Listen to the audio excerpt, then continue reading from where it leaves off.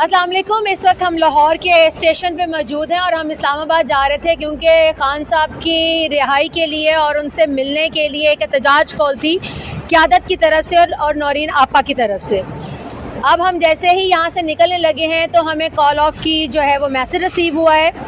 तो मैं कुछ सवाल करना चाहती हूँ कुछ लोगों से। पहला मेरा सवाल है अपने वज़ीर आला KPK से कि अमीन गंडापुर साहब, आप मुझे पहले ये बताएं कि जब अच्छा भला इस्लामाबाद में मोमेंटम बना हुआ था तो आप किसके कहने पे, किन वजूहात पर आप KPK हाउस गए? सबसे पहले तो आपको पूरे पाकिस्तान की आवाम को, हम जैसे कारकुनान को ये क्लियर करना पड़ेगा कि आपका KPK हाउस जाना क्यों ज़रूरी था, जबकि आपको पता है कि आपके साथ पूरा लश्कर जो है वो D चौक की तरफ बढ़ रहा है और उसके बावजूद आप उन सब को छोड़ के चले गए। क्यों गए? और उसके बाद सारा सिनेरियो सबके दुनिया के सामने ही है। वो मोमेंटम ख़राब करने में सिर्फ़ और सिर्फ आपका हाथ है। आपकी वजह से वर्कर्स पकड़े गए, आपकी वजह से वर्कर्स नाकाम हुए, आपकी वजह से वो कॉल ऑफ हुई और आप ही की वजह से खान साहब अभी तक जेल में मौजूद हैं। और उसके बाद क्या हुआ?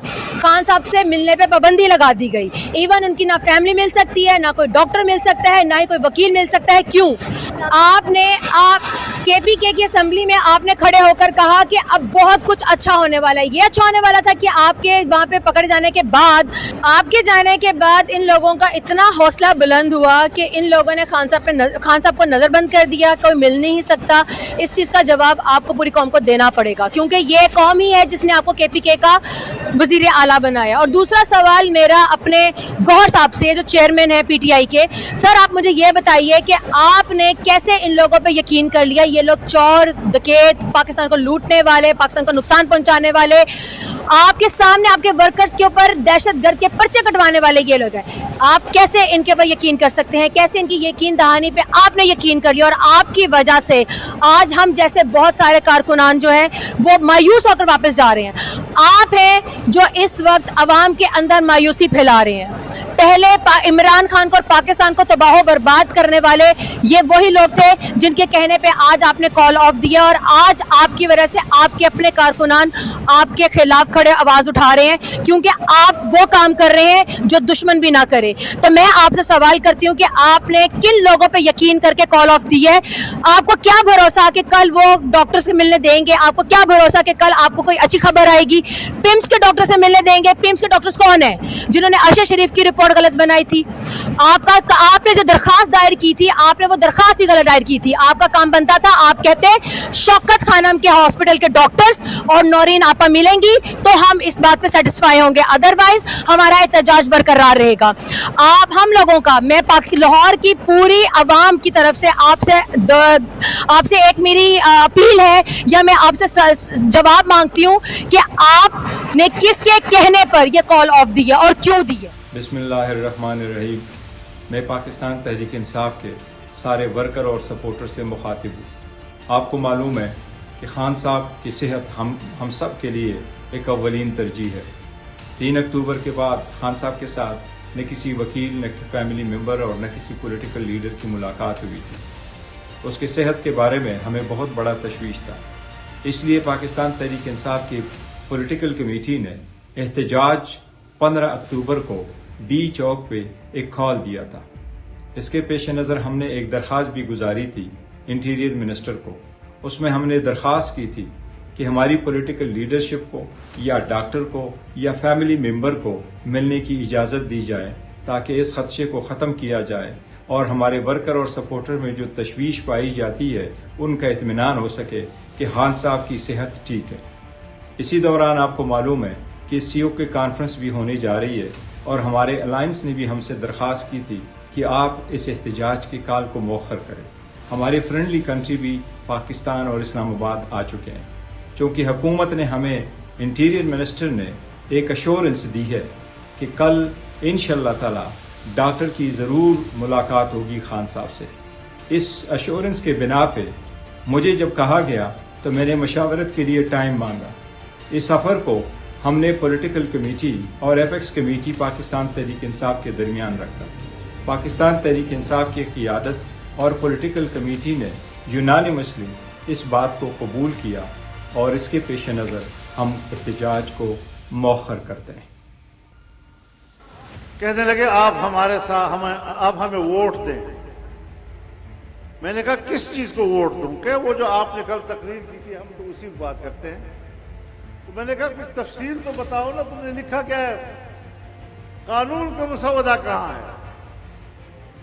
قانون کا مسودہ ان کے پاس نہیں تھا اور ترمیم لا رہے تھے۔